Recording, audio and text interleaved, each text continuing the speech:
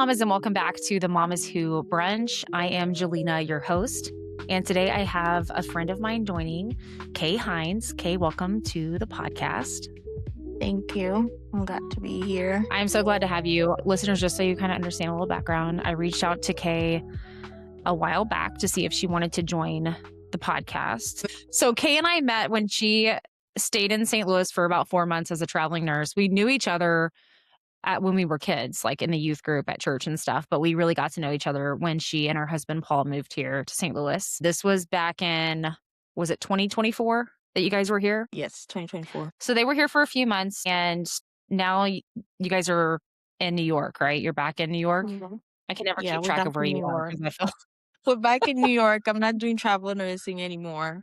We're settled. We bought our first home, so we've been settled back here. that's awesome. And what And part of New York are you in? we're in Long Island, and our town is called Lindenhurst. It's a very nice, very summer. We got the bay close by.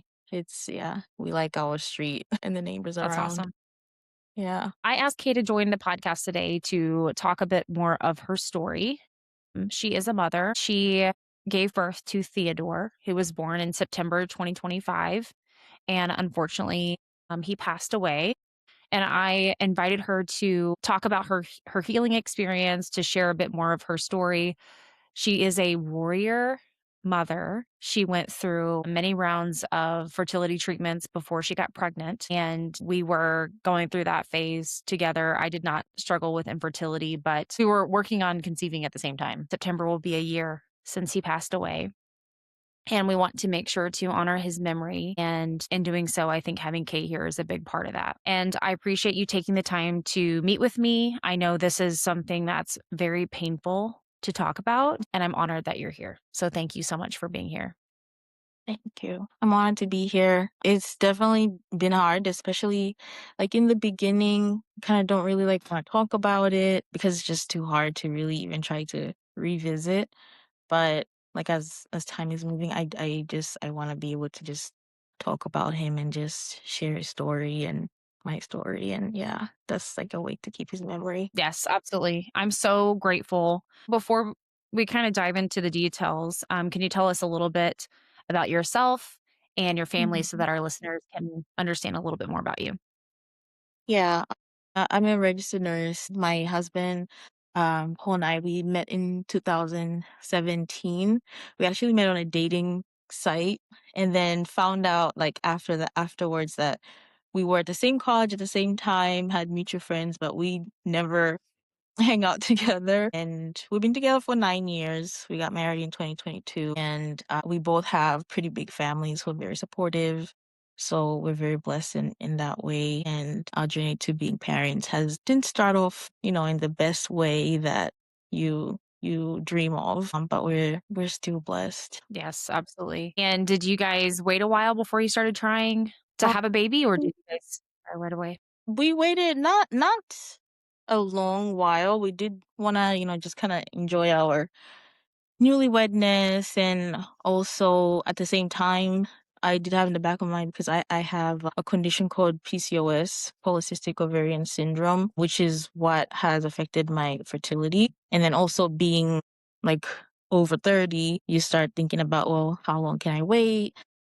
So we didn't really want to wait too long. The following year is when 2023, somewhere mid, is when we kind of started to try. So for those of us that obviously are familiar with PCOS, I hear this more commonly now than I used to. Did you know, when did you know that when did you get diagnosed with Uh, PCOS? so I got diagnosed with it in 2012, and at that time I really didn't know what it was. I'll have these symptoms, so I'll just kind of Google and okay, what is this? But then when you go to every time I go to my gynecologist and tell them this, it wasn't really something that there was much that they told you to do.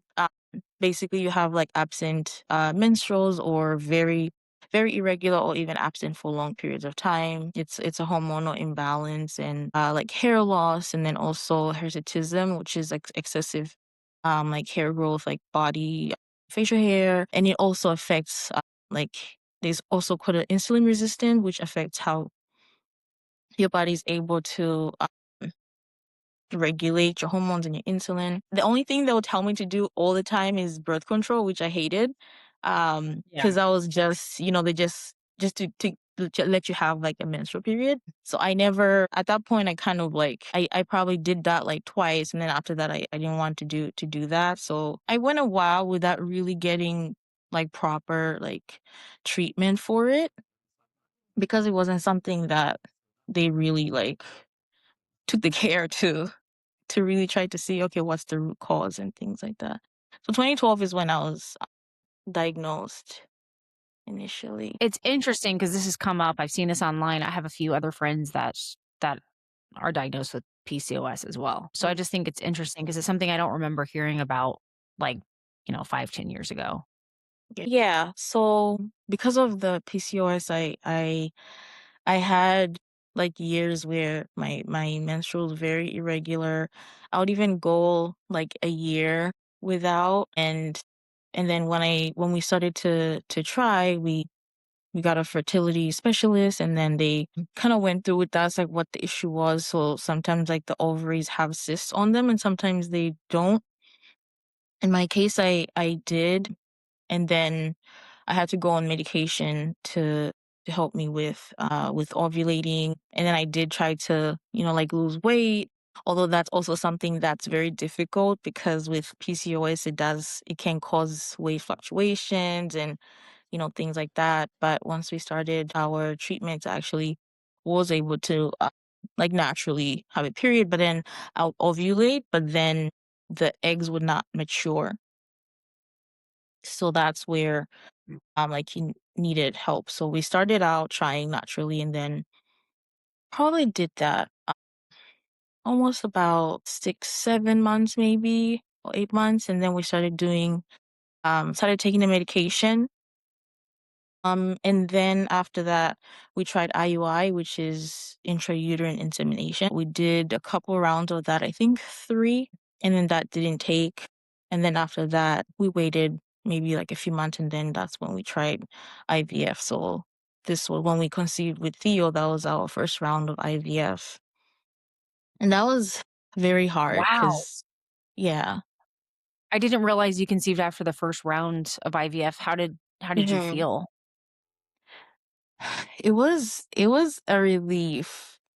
And we're excited because the doctors go over with you that, it might not happen the first round. And I've also read other women's stories who, like, it took them like a couple of rounds before they were able to conceive. So I really felt just blessed to have been in that position, and also relieved because the whole process of IVF is just it's draining, all the needles, the pain. I actually had like a lasting like nerve pain from like an injection site, and like a muscle pain that kind of took me like almost a year to fully kind of like go away from just like the daily injections.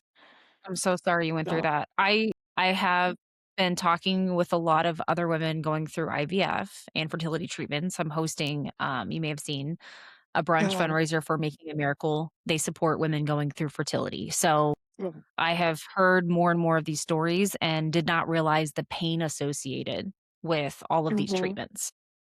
yeah, So I appreciate you sharing because I think it needs to be like people need to understand, like me, like I've not been through mhm, this. I want to be more understanding and help yeah, other women know about the process. So yeah. I'm really sorry that you went through that. So the first round, they they retrieved about like 56 eggs, and then 32 got fertilized, and we ended up with like 9 or 8 embryos, I believe.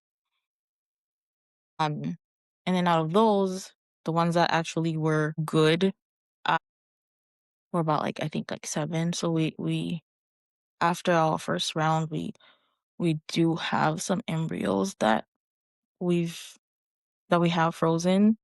So the next time that we decide to try again, at least it cuts out first part of the IVF, which I don't have to That's good to do. hear. Yeah.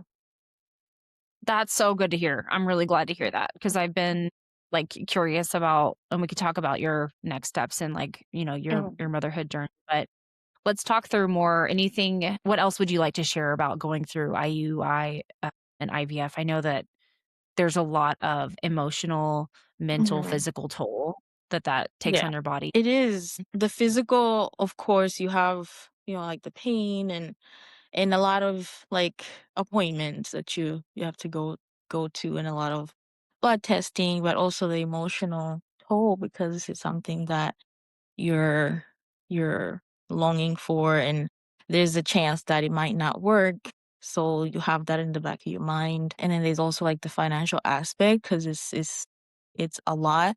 I was very fortunate that my job at the time that I actually had coverage for like the amount of coverage that they offered was able to cover for our fertility treatments at the time and also like for the storage of our embryos, so that was I was very fortunate about that. So it's also, like, very pricey. Even, like, some medications Absolutely. which were not covered, and you look at the price, you're like, "Oh my." So it's, Yeah. like, an emotional toll, then there's, like, the financial aspect of it as well. So we just like, my husband and I, we just chill in on each other and just prayed about it, like, whatever, like, God's will was for us and just for God to like be with us throughout the whole journey, really. Yeah. Yes, definitely. If you could encourage someone that's going through treatments, Mhm. what would you say to them? I would want to tell them to give themselves grace because going through like fertility treatment or being told that you can't like conceive naturally on your own, that's something that was like very hard because you're thinking like as a woman like that's something that I should be able to do, like that's my body was designed to do that. So just to kind of just be like a little easy on yourself and not to give up. I feel like it's sometimes I feel like it's hard to like say that because like there's people that it's been like years and you feel like there's no hope, but I feel like it's worth it to keep going. And Yes, if you feel like you're at the end of your rope, that's okay too. So not to feel guilty for feeling like you can't go any further, to know that you yes. did do your best. Yeah. Yeah, all we can do is try, right? With whatever Mhm. situation that we're in. Yeah. I have met some women that are currently mothers that went through treatments for 3 to 6 years. So, I Mhm. think that's a pretty long journey, to go through it, and they now have multiple children. So, it just everybody's story Mhm. is different. I have Right. others that went through treatments and they don't have kids today, others that have decided to adopt, so everybody's Mhm. motherhood journey is different. So, can you talk to us about what it was like when you found out you were pregnant after your first round of IVF? Yeah. That was exciting. It was a nerve-wracking actually because after we did our embryo transfer, we have to wait like 2 weeks before we can go back to the doctor and take the blood test to find out. So that wait was very nerve-wracking. We're excited for what could be, but also we're just trying to kind of just keep a level head and if okay, if this doesn't work this time, we're just continue trusting God. And it was maybe 2 days before I was due to go to the doctor, May 30th, 2025. That's when I woke up that morning. It was actually the day my brother uh, and my sister-in-law at the time before they were married, they had their engagement party. So I woke up that morning. I was like, I cannot wait till Monday. I think it was a Saturday. I was like, let me just take a test. I was like, it's okay. Let me just look. So I took a test. Paul was still asleep. I woke up, I took a test and I had to cover it. I was like, it's okay, whatever it says. It'll be fine. You have that hope, but then also you're like aware that like it might be the opposite. Yeah. And then I just like saw those lines and they were very, very defined. And I was like, oh my gosh. And I went and woke Paul up and I was like, "Look at You this." couldn't wait. You couldn't wait, you had to tell him right I then. couldn't wait. I had to go wake him up at, like, 6 in the morning. He's, like, so sleepy. So I wake him up. I'm like, "You're gonna be a dad." Oh my god. He was like, "Really?" Yeah. So I even, like, recorded that little moment because first of all, he looked so cute just being all sleepy but yeah, it was just that, like I yeah. remember I remember you posting it, and I was just like, so happy for Mhm. you. And so, obviously, how was your, like, first initial experience with being pregnant? Like, first trimester? The first trimester, I didn't have, like, a lot of, like, morning sickness. I did have, like, some nausea, like, vomiting, like, here and there, like, not throughout the day. I did really have really, really bad headaches, partly because of I was on so many, like, hormones, like, my is starting to make these hormones, and then with the IVF, I had to continue on, the same hormones that my body's making because to maintain the pregnancy. So I had to continue, like, taking, like, extra progesterone and things like that, so just, like, the changes with the hormones in my body, so, like, I had, like, really terrible headaches. But for the most part, I didn't have, like, really crazy, like, symptoms. Theo was born, you were 5 months pregnant when you gave birth. Mhm. Can you kinda share with us about the story? Yeah, when I was about, like, 20 weeks, so the week before he was born, I had like, one night I had kinda, like, feeling like some cramping, a little, and then I kinda had, like, some spotting. I had called my doctor and, told them what was going on, and they asked me to come in.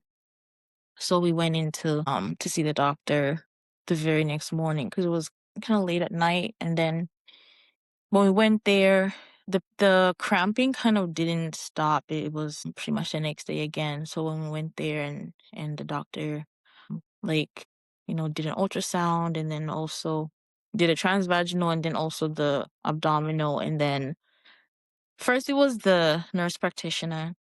Um, like, being in the healthcare field, when you see something that's not good news, you try to like, I can see the face of somebody who, like, has seen something that's not good, and they're trying to be calm and not, like, Yeah. say right away or trying to find a way. The nurse practitioner really couldn't, like, tell me it because they had to wait for the doctor to be the one to share. Oh, boy. So the nurse practitioner couldn't tell me what they saw, really. They were just like, "Oh, we have to get the doctor." So when the doctor came back in and they did their exam, and then, they told me that what's happening is my cervix has started to shorten and open, and that they saw the sac, the membranes already bulging past the cervix. And the doctor actually, when they were kind of very matter of fact, and there wasn't really a lot of emotion behind what he said because he was like, "Unfortunately, you're having a miscarriage." Oh my gosh. That was just like that. And I was just, like, devastated hearing that. And my mom had come because my sisters actually had, no, that was the week after, but my mom had come, and then when the doctor said that, I was just, like, bawling right away. And then we asked, "Okay, what can be done?" So they had to consult the maternal fetal medicine, which is the, like, high risk, specialist, to see what could be done, if they could do, like, an emergency cerclage, which is when they, perform a stitch to close the cervix shut.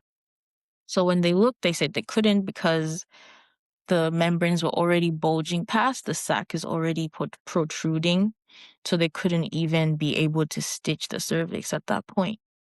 Hmm. And the only thing, they recommended for us to terminate at that time, or expectant management, which is basically just go home and wait for it to happen on its own. And that was just really devastating to Yeah. hear because you're looking at the Yes. ultrasound and yeah. So, I'm just curious, like, being in the medical field yourself, I feel like Mhm. there could be like, I know there's no easy way to tell somebody that they're going to lose their baby, but the terminology and, like, Mhm. the way it's done, I feel like could be so much better. Mhm. I mean, it's frustrating to me to hear, like, the way it's handled Yeah. based on based on your story. Mhm. So, so I know that you did, uh, deliver in the hospital. Mhm.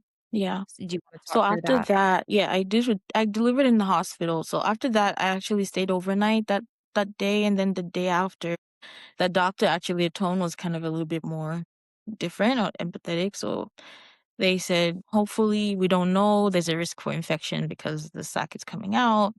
But if by chance I make it to 23 weeks, they would admit me to the hospital because at that time they could give me medication that could help the baby's lungs develop. And at that time, like if I delivered, they would be able to intervene to try to save Theo's life. Otherwise, I mean, they were like, and that's a big if. But then he was like, but you never know. Miracles happen. So we went home that day, and I actually like reached out, went to another hospital, which is one of the top hospitals here in New York, to get another opinion. And it was the same news that they gave us. So I went back home. I made it another week, and then it was a Sunday morning. I woke up and I went to the bathroom, and I just like my water broke at that time, and I was just like devastated. And then we went to the hospital, and then that's when I got induced. At that point, they actually saw that I developed an infection. So they weren't really quite sure if the infection may have happened before the cervix opened or after. I think it's likely after because I was exposed with the sac already coming out. So at that point, and they had all my fluid was lost. And even if I would have tried to prolong the pregnancy, it was unlikely that I would make enough fluid. And then also the risk of infection to as well, and to my uterus. So at that point, the doctors, their shift changes to trying to like save the mother. But I was just Right. like, whatever, like I'm trying to save my baby right now. I really don't like care about me. That's like really was my honest, like, wow, I was thinking, I was like, what can I do? Like, can't Yes. you just, what if he's born this weight? Can you intervene? And they're like, Yes. well, our equipment can be able to, like, if the baby is 500 grams, I think they could try to intervene even if they're not viability. And we weren't because we were 21 weeks at that time. But again, that wasn't even like a definite that they could do it. So that was the Yeah. hardest decision, being like, okay, I can't what's imagine. the best thing? Because for my son, because I was thinking, okay, like trying to prolong the pregnancy is a big risk. I already have an infection going on that could affect him. And also my uterus, I could go into sepsis, he could die. And I was thinking like, what's Mm. either option was not good. But Yeah. I thought, and Wow. both Paul and I, we thought like being induced to deliver him was the best thing, even if we know that that meant that we would be losing him, but we would be preserving, we would be giving him whatever life he could have, and we will be able to meet our baby because Yes. it's uncertain what could happen if we tried to see if we could prolong the pregnancy, which was also just highly unlikely. So I was Yeah. induced, and You made the best yeah. decision that you could at the time, for Mhm. sure. Yeah. Mm. I'm so sorry that you guys went through this. You did get to hold him, right? Mhm. Yeah. So he was born September 28th, 2025 at 4:19 p.m. And he was the sweetest, most precious baby. And we got to hold him. His heart was beating. We got to feel him move, just laid on my chest for forever, which I wish I had more time for that. But we were able to be with him. Paul was able to do skin to skin with him, and he passed at 6:41 p.m. So we had him for like over 2 hours. Everything was just my mom and my dad and my two sisters were there because they were at our house at that day, so they came with us to the hospital. So they were able to meet him. He was just surrounded by love. It was chaotic because there was so much going on. Like, I feel like I wasn't able to fully bask in, like, just the joy of him because then I had to be treated for the infection, and then my placenta was stuck, was retained, so and then I was losing too much blood. So then I had to go into the operating room for them to do a DNC to remove the placenta after. So there was just like a lot going on at once, but Yes. A lot to process yeah. all at the same time that you can Mhm. never prepare for. I remember you telling me that you had lost him, and I felt immediate just like rage. I was so angry. I drove down the street. I never told you this, but I Mhm. was like screaming. I was so angry because Theo would be close to Sophia's age, and I just didn't feel like it's fair. Mhm. So I was angry at God. I'll be honest with you because you're such like a precious person. Yeah. Can you kind of talk through like the emotions? Obviously, like there's a grieving process for this. Like, Mhm. what a sweet moment that you had with your baby. Like, I'm so grateful Yeah. that you had that time. Just know that whatever you feel, you're allowed to feel. Like, you feel a million things at once.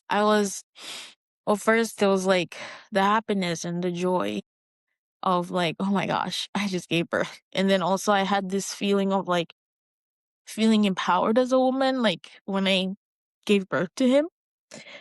So there was Yes. that moment of feeling proud of myself, like, oh my God, I did this. Like, You did it. and then Yeah. also, yeah. And then also, it's like, then there's the feelings of like you losing your baby and there's nothing you can do and you basically like watching them die and confusion, like why, especially because like we didn't have any like issues really like with the pregnancy. Like he was growing well, he was like very active, he was like it was just something that like really there was no sign of it like before, and you just don't know like why did this happen.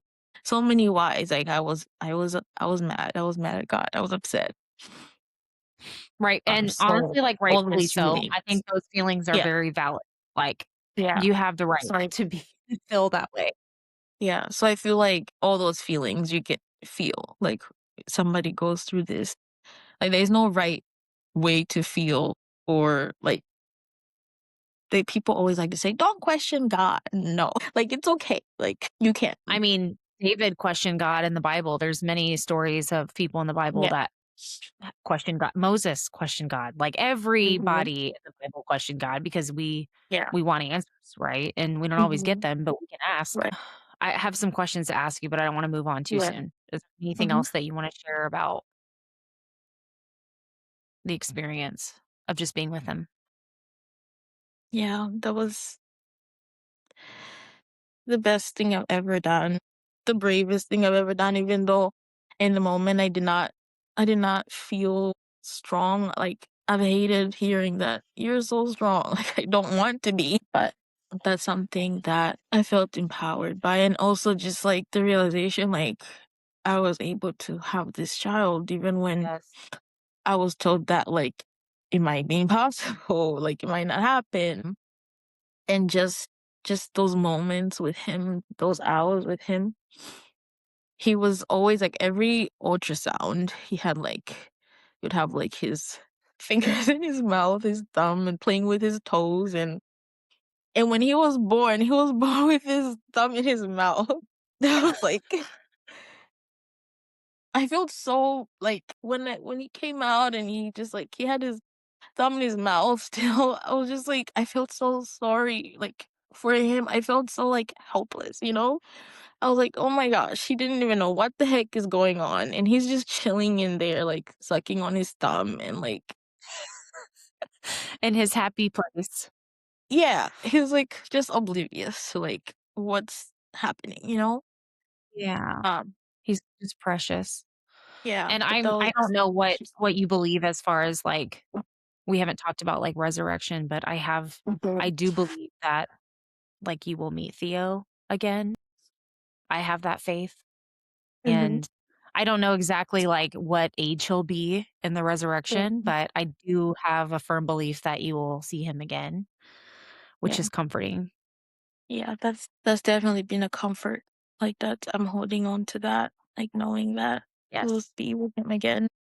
I saw somebody Yes. that another a mom who's going through a loss, they said when they die, make sure that they're wearing comfortable sneakers because they have a long awaited play date.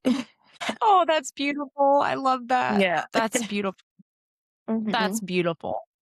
So I feel like we've talked a little bit about how that there's a lot of misunderstandings around Mhm. women that give birth and lose their baby. And Yeah.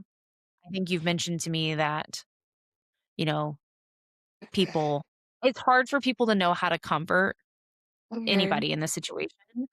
But I think what's important, I've heard you say before that, to validate like you are a mother, you're still a Yeah. mother, Mhm.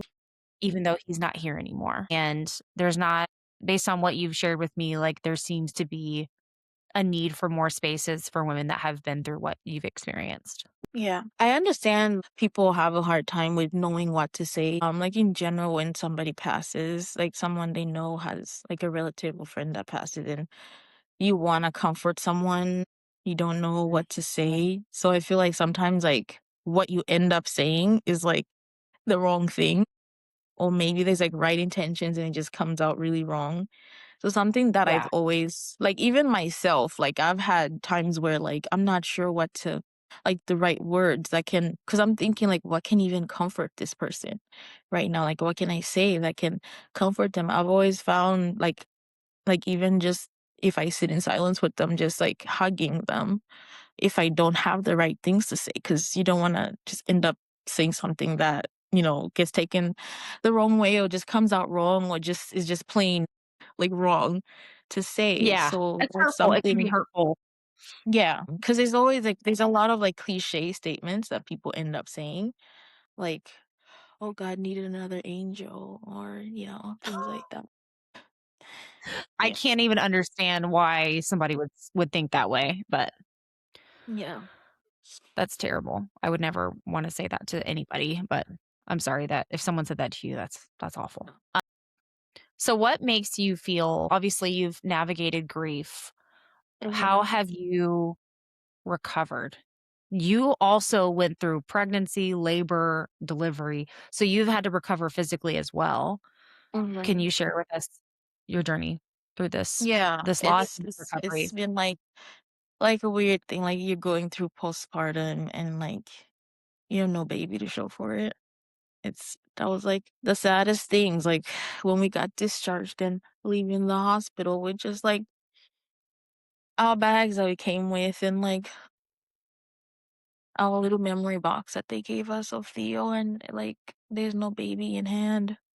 And then, like, the room I was in on the postpartum unit, you could hear, like, in the distance, because the nursery is on the same unit. It was a bit not too close to my room, but you can still hear. And then also, like, the neighboring rooms, like, at night, I would hear, like, babies crying, and that was just, like, It's very traumatic. really hard, very traumatic, yeah. And then just the whole, like, going through the postpartum phase and trying to recover, like, physically.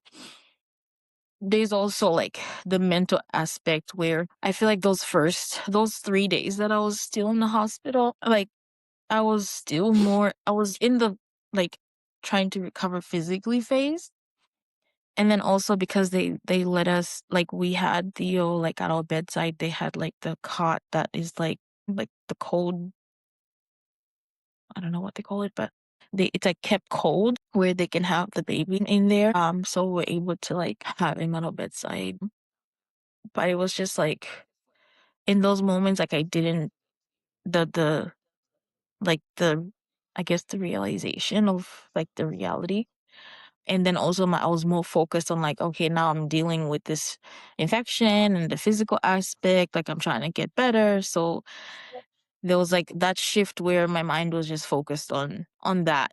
And then Yeah. the nurse is coming in and checking your uterus that it's, it's going down properly and all that. So your mindset is like in that moment, and then coming home and kind of continuing that. And it's like your body has the traces of like you were pregnant. And but then it's like the silence was deafening, honestly, like coming home.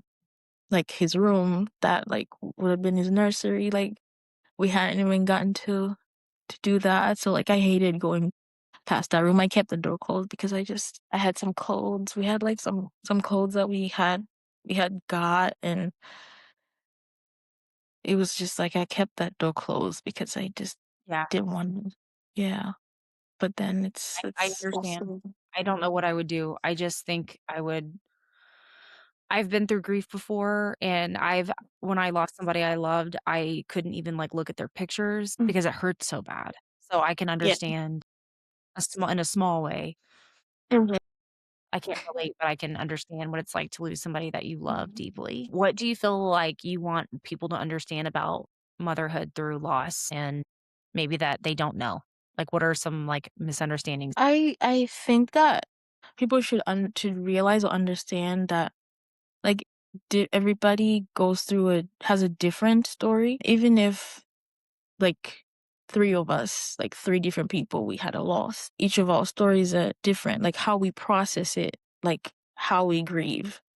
Like some people can not move on, but some people can move forward easier where maybe you see them like happier because that's what they want to do, like keeping busy. Or and some people like it might take them slower, or what they do looks different than what somebody else does, and it's not Mhm. like a one size fits all. Even though we Yes. we all have experienced the same, like we've experienced a loss, but it's different.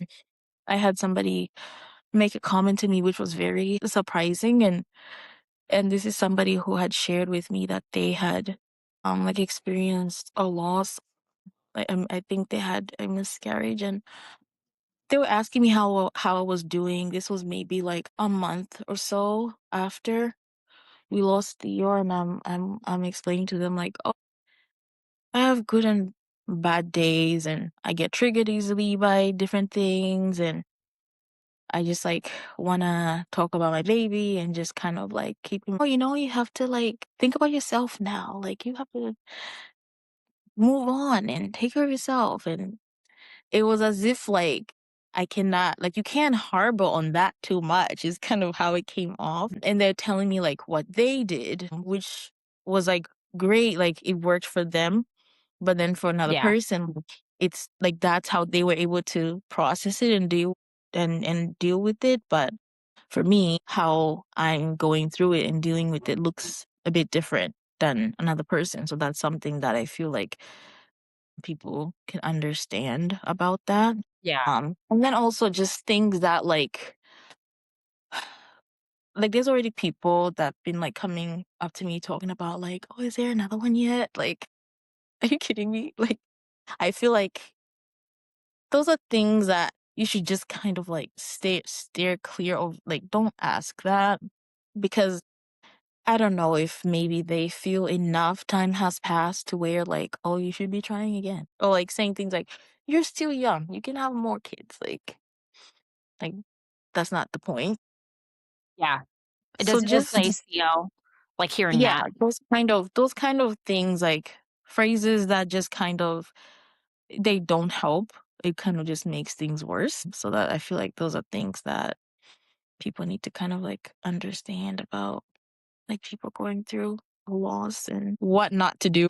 Yeah. So what have you Yeah. done to help move I like your term "move forward." What have Yeah. you done to move forward through this grief process? What Mhm. steps have you taken to? Because I know you did step away from social media. I noticed that Yeah. at one point. I know that you're back now, Mm. but do you wanna talk through some of those steps that you took? Yeah, it was definitely moving, like getting on social media was like a huge one for me because I don't know why things happened this way, but it was almost like instantaneously that so many people I know every day, this one's having a baby, and this one just gave birth. And I had a friend that we were pregnant. Like they were ahead a few weeks ahead of me, but we're just excited about like play dates, and we were like having babies like within 2 months of each other, and just seeing them like move, have their like their birth story and have their baby and those things. Like I had to for my mental health, and I had to get off of that. Yes, I also for started sure. therapy because it's something that like I really needed, like just to figure out my way through like this new normal of my life, and just how to deal with the grief, and just like ways to cope, and just talking to someone, because someone like I have my family, and I'm able to talk to my sisters or my parents, but there's just like a different level to just be able to talk to someone who's like outside of the situation, and like a professional. So I've been doing therapy, which that's something that's been like very helpful for me. And it's something that like going to therapy is something that's seen as like a taboo. Like I didn't know how to tell my parents that like I'm going to therapy because it's something that like, especially also like where I like the country where I was born, where like it's not something that's common, or you don't really like go to therapy. It's something that like, oh, it's for crazy people, like those kind of. I know. The belief around therapy is improving. When I was a kid, it was like, you have to be a nut Mhm. job to like want Yeah. therapy. Now I think it's changing to like, ooh, you need some therapy. Like everybody needs therapy. Mhm. But especially I feel like when you've gone through something as traumatic as what you've experienced. Like Yeah. I've gone through therapy a few times in life, and I am meeting with a new therapist in a couple weeks because I felt like I needed help. Mhm. Like, and I Yeah. think that's a very brave thing to do, but it's also Mhm. it's wise because why would you not want someone to help you that's an Right. expert? Yeah. Like, so I think it's just a mind change, but I'm so glad to hear Mhm. that. I was Yeah. hoping that you would say that just because I feel like there are people that struggle for years and years and years that don't get help Yeah. with like therapy. So I'm Mhm. grateful for that. So let's talk through a little bit of your view of your motherhood experience. Mhm. Do you Yeah. feel like you've been, as a mother, very isolated because of what you've gone through? Yeah, definitely. I feel like I feel that almost like all the time a little bit. It definitely feels like it's something that's isolating, because it's like even if I'm among other mothers and they're talking about like what their kid accomplished in school, or what milestone their baby had, it's like I can't contribute to that conversation. I can't relate to that conversation. I can relate to that I'm a mom, and I can relate to that, like I was pregnant and I gave birth. But past that, it's very hard to feel like I'm part of the group. So that's something that has felt very isolating. And Have you met other women that have gone through this experience as well? I have. So besides therapy, I've also been like in like a support group that we meet like every week, and we've been able to like we just, talk about our situation, and everybody has gone through like a different type of loss, but we're just kind of like there for each other. And because it's at the end of the day, it's like nobody truly understands what you're going through except like somebody who has experienced something like that. So Right. you feel more like someone sees you, especially when someone Yeah. says something and, oh my God, that's how I feel. And I thought I'm crazy because I feel like that. So that's something that has been very helpful, because you're like, okay, so this is like not crazy that I was feeling like this. So Yes. that's something Validating how you feel. that's been That's like huge. very I helpful. for mothers in general, like having other people that you can relate with is huge. So that's amazing Yeah. that you've joined. As a new mom myself, I found that there's more support groups out there, but you have to just like look for them. Good for them. Yeah. People are not gonna, like, seek you out, right? You have to, like, seek that out, so and it probably took you just knowing you and I'm similar, like, it took me time, even Mhm. after I had a baby coming through the postpartum phase, I didn't wanna be around other people, Yeah. Did you kinda go through that similar I experience? did. I didn't go to church for, like, 2 months, maybe a month and a half, and I didn't wanna be around I wanted to be around, like, my immediate family, because some days, like, I just did not want to be in a very quiet house, just the 2 of us, and it we just, like, felt like we just needed, like, our village around us, because we just get so much support from our family, but besides that, like, I really did not wanna be around, like, we were invited to we had, like, one of our friends, their parents had an anniversary, like, thing, Yeah. and then, like, a cousin's kid's birthday, and that I couldn't do. I was like, I can't. I couldn't really I didn't wanna be around people. A, just I wasn't ready for that. B, I did not wanna hear any kind of comment that Yeah. might upset I me. respect that. I respect that so much. I remember us talking about that, and I was telling you, like, stay stay in your bubble, whatever that looks like for you, like, take care of Mhm. yourself as far as, like, taking your time, because I feel Yeah. like so many people are trying to rush you to do stuff, you meaning, like, Mhm. anybody in your situation, and it's like, just, Yeah. like, chill, like, everybody mind your business. Yeah. Because it's really up to you, like, what your process looks like, and I Mhm. just as an observer, like, you've done a very good job of, Yeah. like, taking time to heal and go through this because it isn't something that you can just, like, rush through, and it Mhm. Theo's always gonna be with you, right? He's always gonna be with you, and, Mhm. let's talk through, like, the grieving period, like, just with your faith, obviously having faith in God. Mhm. Let's talk through how was your experience with God during this season? It was very much well before like when we got pregnant and just throughout the whole journey, like I don't know what like I felt back to it at some point, like after Theo passed, and I wondered like if those prayers were like to prepare me for this season. Because every time like I'll just pray over him and just for this during this pregnancy, every time I'll just pray like God just be with us, like just to have your presence, like no matter like how just through this pregnancy for whatever lies ahead. Like that's how I just always pray like whatever lies ahead.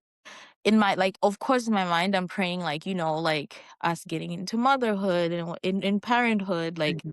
whatever comes ahead, like the tough times of like newborn life and things like that, and like but I'll just always pray for God to just not to leave me and not to lose my faith, that's all I will pray, just to be with us throughout our this experience. We were thankful for the blessing, and when Theo passed, I was upset, like I had prayers or very angry talks with God where I'd be like, why? Like I'll just be in my room and I'm just like, God, why? Like why did he have to die? Like why didn't you save him? But throughout all of that, even me just, asking these questions and being angry, like I still like the one thing I always just prayed about is not to lose my faith, because I knew how easy like that could be, because I with how devastated and how heartbroken I am. And it could be very easy to just be like God, just like let this happen, and like where you could just really quickly like forget God and lose your faith. But that's something that I am grateful that it didn't waver. Like I always like even through my heartbreak, and I just Mhm. always should just pray that just God just if anything to increase my faith in him. And I always, as hard as what I was going through and what I'm going through, I just always just prayed thanks to him, and Yes. because this is he did give us this blessing, and that's something that like it would never be taken away. And I know that he gave us Theo, so that's something that I always just thanked him. Yeah, Yes. and Paul has been just like my rock, like because there's times when I'm just like feeling defeated, and he'd just be there and just kind of like help me through my faith. Like it made It's a our blessing. relationship with God stronger, like our relationship stronger. And That's I a blessing. definitely feel that it's made my relationship with God even stronger, like even my faith. I don't know, just it just made me my increase my faith in God so much. Even when the doctor told us that we might lose Theo, we were losing him. Like, of course, we were praying for a miracle, for God to change things because we had faith in him. But I would just pray like, God, just like show me your power. And I feel that he did. It wasn't in the way that I was expecting, that I was praying, the outcome that I was thinking of. But I do feel like he did because he showed us what's possible. Something that we were told might be impossible, might not happen. And Right. that's giving us our son. And also just the way he's just like changed my complete like outlook and just like given me so much more faith in him. Yeah. Well, I appreciate you sharing that. And I know it's healing is a journey. And I mean, you're not even like a year into, this experience. Like I'm sure the healing journey will last much longer through this period, but you seem like you're doing really well despite like the circumstances that you've been through. Mhm. What has been something that's brought you like the most comfort? Obviously, you have your husband, you do Mhm. have a church group, the community, your therapy. Has there been anything else that's really comforted you during this season? Definitely. I've been like journaling, like I started probably like the month after, maybe if, not even a month after, actually, like a few days, maybe like a day or two after he passed. Really, it was like a little journal book that was in the memory box the hospital gave us, and I just started to write down like my feelings and like talking to Theo, kind of just things that I would want to say to him. I'll just write how I'm feeling that day, whatever it was. That's been like very helpful because sometimes it's like all bottled up and I don't know where to take it. It's either like crying my eyes out all night and also like writing down, but also of like just friends also just like so I received a bouquet of flowers and there was a balloon attached to it that said it's a boy. And Great. that was just so special to me. That was the first time I felt like Theo was celebrated, like his birth, because his birth was surrounded by it was brought in like together with like sadness. So that celebratory like he just had a baby, yay! Like it wasn't there so much. So just seeing that just warmed my heart and it just made me feel like it was seen as like I felt like when you have a baby like regularly where people are like celebrating and Yeah, the there's joy of it. balloons, the joy of it, yeah. So I really appreciated that, and I kept that balloon for so long, even after the flowers, like, were no longer fresh, but that was just very sweet, and just, like, little gestures like that, or people just, like, bringing us food, or just offering, like, if we wanna go do something, if we feel up to it, or just a text checking in, like, "Oh, how are you doing?" Things like that. Those are things that I've really, like, appreciated. That's wonderful. Yeah, I Mhm.